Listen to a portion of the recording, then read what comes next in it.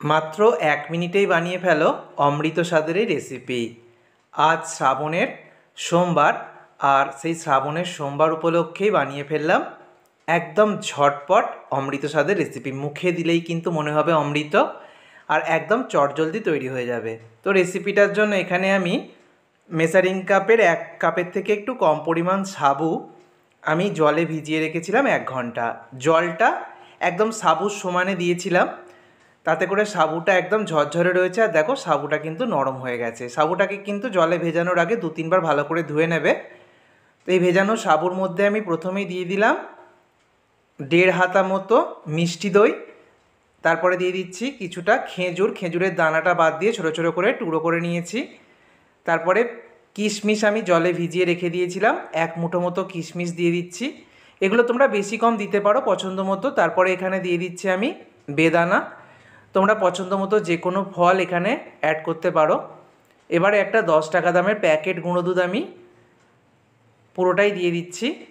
এই গুঁড়ো দুধটা দিলে কিন্তু খুব ভালো স্বাদ আসে।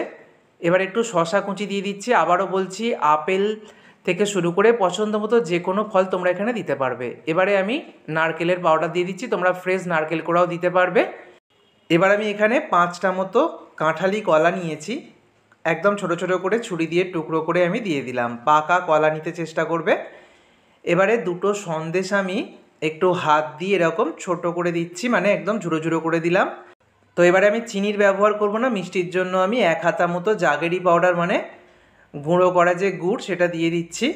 তো ছোটোবেলায় মা অবশ্য এটা দিত না, এর পরিবর্তে চিনি ব্যবহার করতো। আমি চিনি বাদ দিয়ে গুড় দিলাম।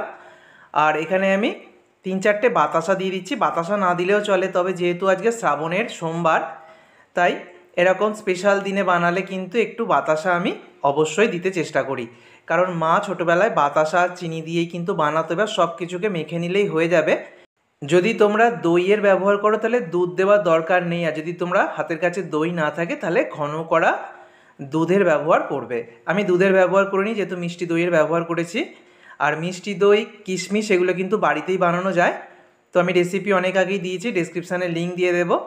ভালো করে মেখে নেবার পর এগুলোকে আমি ছোট ছোট প্লাস্টিক কাপের মধ্যে সার্ভ করছি, ঠিক যেভাবে মা ছোটোবেলায় বানিয়ে দিত। ছোটোবেলায় মায়ের হাতে অনেক খেয়েছি, আর এটা খেতে যে কী অপূর্ব হয় সেটা তোমরা বাড়িতে না বানালে বিশ্বাস হবে না। ঠিক যেভাবে দেখিয়েছি এইভাবেই একবার তোমরা বাড়িতে ট্রাই করো, একদম মুখে দিলে অমৃত মনে হবে। সাবু ভেজানো থাকলে 1 মিনিটের মধ্যেই কিন্তু এটা রেডি হয়ে যায়। তো এই অমৃত স্বাদের রেসিপিটা অবশ্যই বাড়িতে একবার হলেও ট্রাই করো। ছোটোবেলায় মা আমাকে ঠিক যেভাবে সাবু মাখা বানিয়ে দিত, চেষ্টা করলাম ঠিক সেই মায়ের রেসিপিটাই তোমাদের সাথে শেয়ার করার। ভিডিওটা ভালো লাগলে বন্ধুদের মধ্যে প্রচুর শেয়ার করো। সকলে সুস্থ থেকো, সাবধানে থেকো। ধন্যবাদ।